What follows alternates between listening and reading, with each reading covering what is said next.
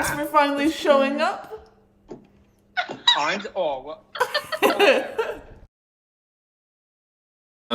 So I didn't do my homework.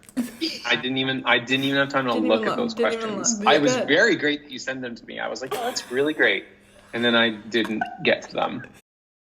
Doing a seminar on presentations. So we're doing it specifically on like online presentations and like kind of how the skills that we took from just like regular in-person presentations transfer to online, like what you need to change kind of thing, and then like just kind of how having good presentation skills in general like affects you later on. And then you as like the first person to like introduce any presentation skills to like most of us in Laurier. Mm-hmm. Yeah. Yeah, my job is kind of it's sort of a weird like mishmash of things, especially this year. So like my actual role is teacher consultant and district e-learning contact is my two like roles basically, where I help roll out like new ministry initiatives or even old ones. Like we're still working on stuff that rolled out like 10 years ago we're still trying to get people on board and getting them to, adopt new ways of teaching and stuff like that. I would do presentations to entire staff. So BCI was a good example. I did a presentation on different tools within Brightspace that they could be using both remotely, like as you guys are now, or if when they're in the class, how can they use Brightspace while doing just a normal face-to-face normal class? Like where do you utilize Brightspace in that way? And they call that that's called blended learning in like the teaching world of like, how do you extend your classroom digitally? But I want to ask you if you've noticed any changes in student communications since we've shifted to online learning, like because you're still in contact with teachers and like you're still part of the school board, right? So you kind of, and the fact that you have so much to do with e-learning, I feel like you would know a little bit. Since we've gone online, everyone's been, at first it was like really professional, I would say, and then it was kind of lost that level of professionalism. I would say in general, before even all of this, I think that there is a lack of like email etiquette. It makes me sound like an old man. It's like, that's okay, you need to have email. But like generally there is email etiquette in like the real world. And generally speaking, students lack email etiquette. Like there's no generally any type of like hello, and there's certainly no goodbye. And like a chunk of them write the entire message in the subject line. Before all this started, like a big one thing that like I tried to push within the board was like, there needs to be a little bit more like education somewhere. I suggested in English, a few lessons even on like digital skills. Like when computers were just coming out, they would have like typing classes because you needed to keep up to date. And now it's like we're not keeping up to date by ignoring the fact that everything is done online. The assumption was because you grew up in a digital world, you just knew everything about digital.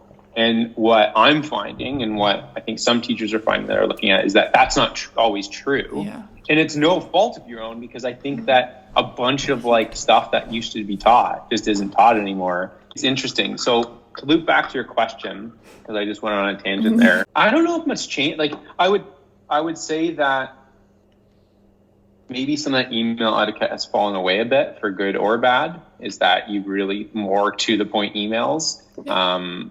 It's messy. And I mean, again, I'll come back to my statement that there's no replacement to the communication and rapport that you build in the classroom. There's just no question. There's no replacement to the communication and rapport that you build in the classroom. There's just no question. I feel that, right? As much as you may like your current teachers that you have prod for, you don't have the rapport with them that you would have with having had them in class, or your previous teachers, because it's just not there. There's not that same connection as much as they can try. We're coming to you like 4 years later and asking you to do an interview. And with any of my teachers that I've had online, like I wouldn't feel comfortable probably asking some of them. Some of them I would, but some I wouldn't feel comfortable because we've never had that face-to-face for me to be able to like create a student-teacher relationship with them. Or even just like approaching them in person would feel like I would feel kind of awkward doing that. You know what I mean? It's like, I don't know, like I see teachers that I know at school and I don't, like you even, like I don't mind that we talk and whatever, but it's definitely weirder. And I feel like some people almost don't feel that they have the same respect for the teacher in a way because it's online and you don't feel the need to like, you know, be respectful towards somebody that you're not seeing face to face. People are crueler, meaner, and less kind online. Yeah. It brings out a part of people, and not everyone, but in general, people have this weird thing that the screen takes away a part of their like humanity or a part of like that like lens of like, and they're just meaner, right? And I think that's why our world is a little more negative with that rise of social media, because you'll go on and, you know, they just say things that they would never say to someone face to face. So I think that same thing, that relationship between student teacher, is exactly what you guys are saying, doesn't have that respect because students feel a weird invulnerability and stuff. I don't know. In 3 of my classes this year, I've never turned my camera on, but like they don't ask us to, and they just like kind of, it's almost like lecture style, and it's just like they just like talk at you, and it's like so easy to zone out and kind of lose. And even Student to student, like there are, this sounds, it's not meant to be depressing, but it sounds like there are missed friendships for all of you on this call. There are friendships you would have made in those grade 12 classes of people you had somehow not met in your grade 12 cohort, right? That you had never talked to, and it just things aligned and your interests are, you know what I mean? That you were maybe really different people in grade 9. You're like, ew, I don't like that person. And then you have them in your grade 12 class and you're like, I actually, this person's grown up, or I've grown up, or we're actually totally different people and I like you now. You're not going to have that digitally. No. You're not. Okay, we're going to ask you the next question. Question 2. It kind of piggybacks off of the last one. Just kind of like how have you noticed any changes with the way you communicate with other teachers? Like you talked about how you do kind of online presentations about your job, basically. Like, do you notice any changes? I mean, I would just say I don't like it. Yeah. I mean, it is presenting to the void. I have no idea if people are listening. Honestly, a bunch of them aren't. I know they're not. They're, you know, teachers are busy. They're doing something in their class. They've logged on, so their name's there, and then they're off. So, I mean, the level of participation is like awful. But in general, it's very like one-way communication. It's me presenting to the void, and sometimes the void talks back, and it's a big difference. Like I would go, you know, my job would normally, I'd go to a school and I'd talk to a whole room of 50 to 80 teachers, and like there's an energy there, and there's a back and forth, and you know, deciding what you wanted to do as a job definitely did not think, oh, I want to talk to myself. I'm just staring at my screen. Yeah. If I had to do this like all the time,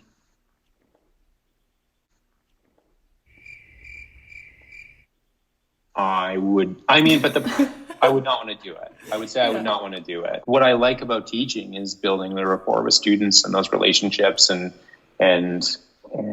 being able to, as you said, 4 years later, have a call with you guys and it's not awkward at all. It's just like back to those relationships we built. It's important that we return to a more normal state. I also, from a communication standpoint, like in terms of presenting, like I also don't like presenting digitally. Usually there's more ways things can screw up. Like internet's dependent, my computer's dependent, like something I'm using.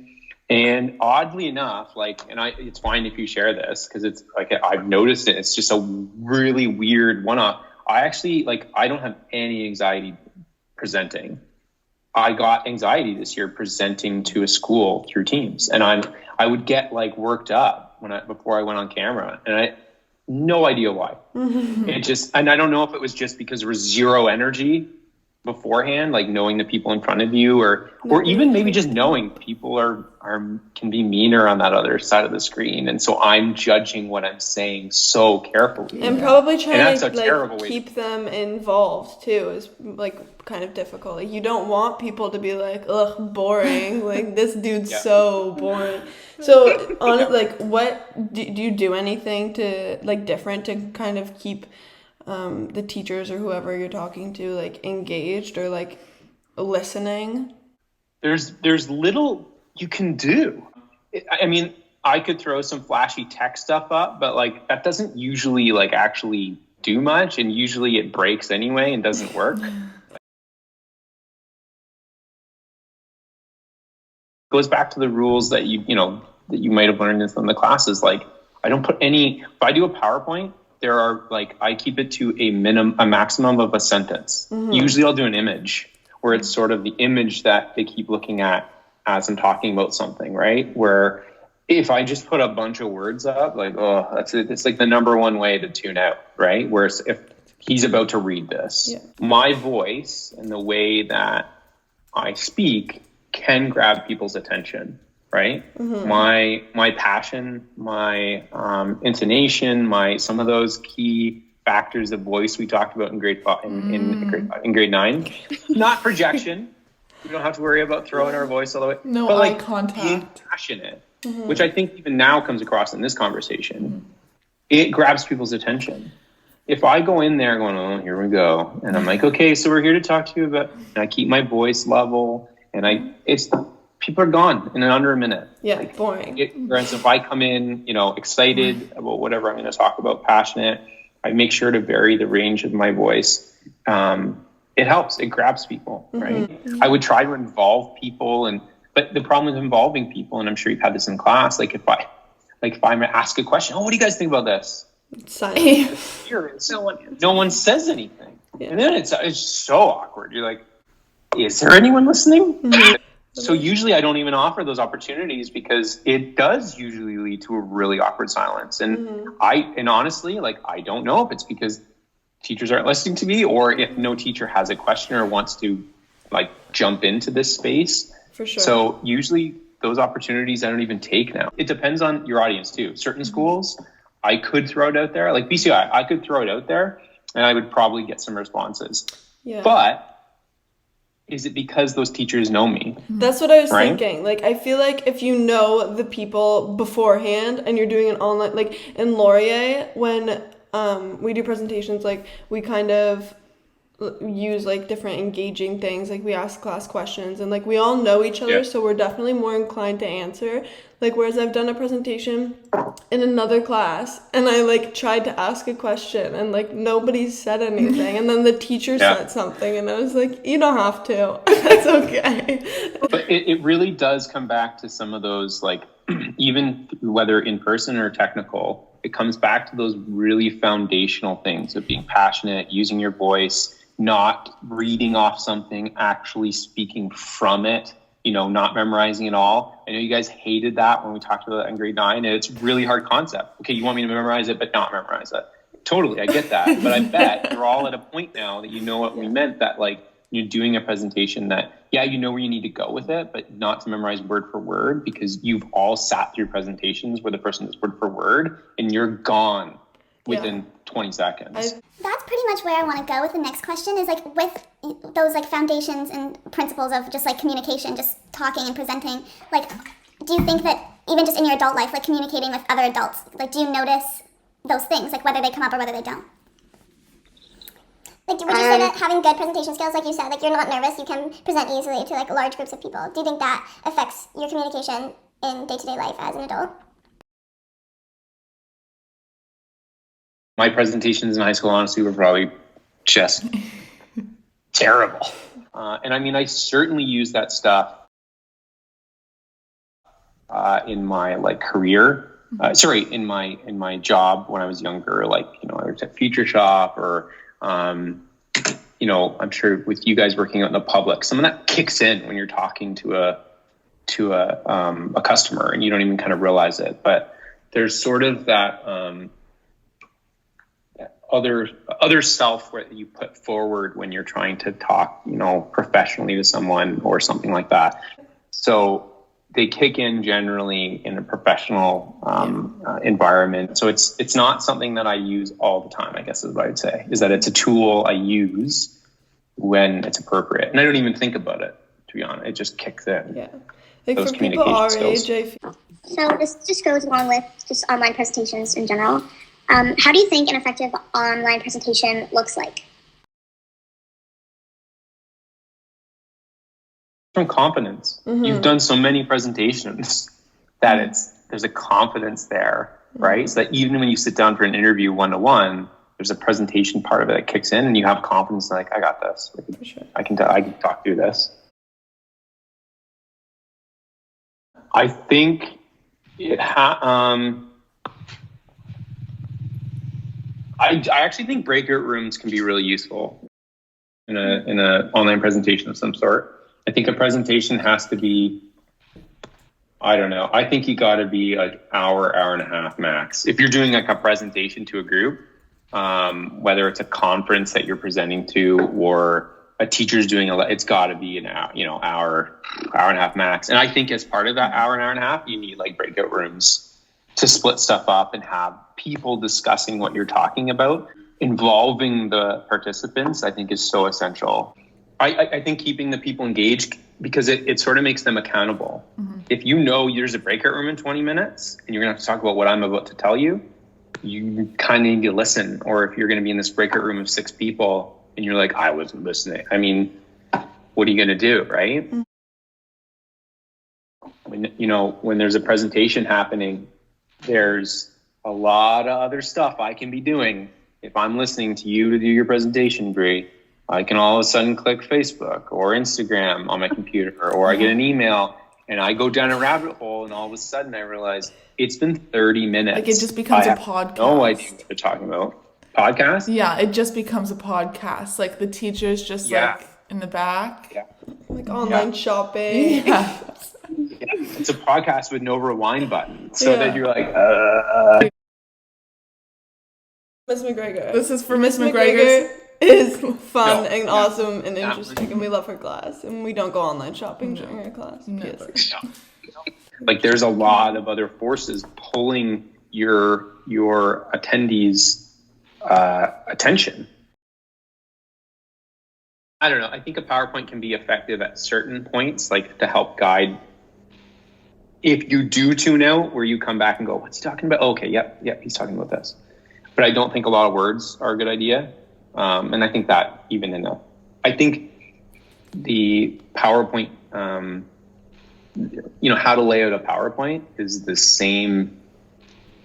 You should do the same thing whether presenting online or in person, right? Few words. I think images are a great way to images say a million things. Polls, you can do polls in the thing and have people like voting and stuff like that. I think that's it. It's not an amazing way to transmit information. Yeah. So Are we talking at all about what you want to talk about? Yeah. Yeah. I'm doing a lot of talking and I hope it's It's related really to what you want. Kind of extending more on like what should we avoid, not only during like just presentations in general, but especially online presentations, since probably going to be stuck here for a little bit longer. But like anything to just avoid, anything that doesn't make it engaging or as good. I think, like I said, those conventions of voice can make a big difference. That sometimes when you're in front of a computer, if you start talking like this, because my presenter voice, some people's presenter voices kick off. Like I'm probably yelling at the computer when I'm speaking, even just to you guys. It's loud, I'm being loud, way louder than I would if you were sitting right beside me. But I think that can pull people in, and I think a lot of people don't think about their voice and their presentation, voice in the way that they should.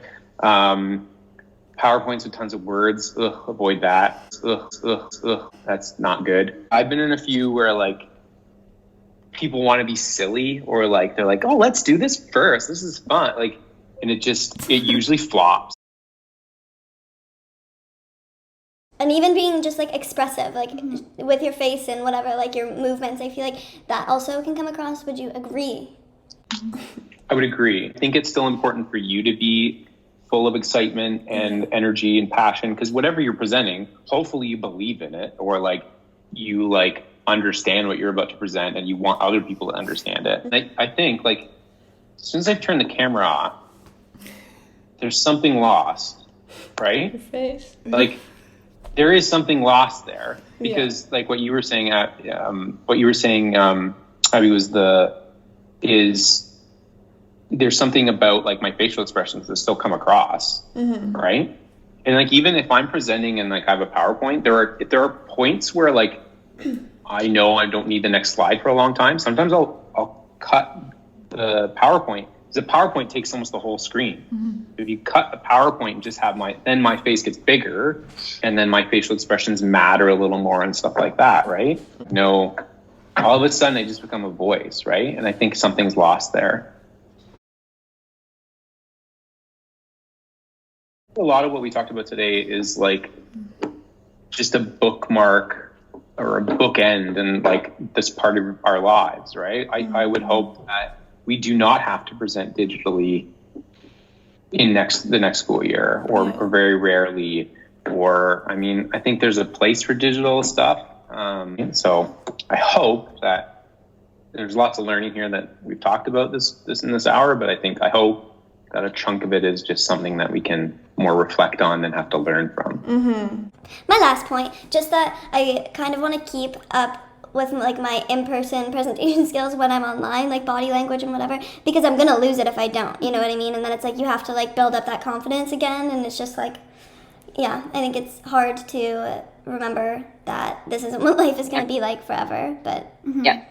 There's a part even of your, social muscle that hasn't been worked out in a long time. So there's, having to figure that out. So it connects to what you said, is that, we have to keep working on these things. You can lose them.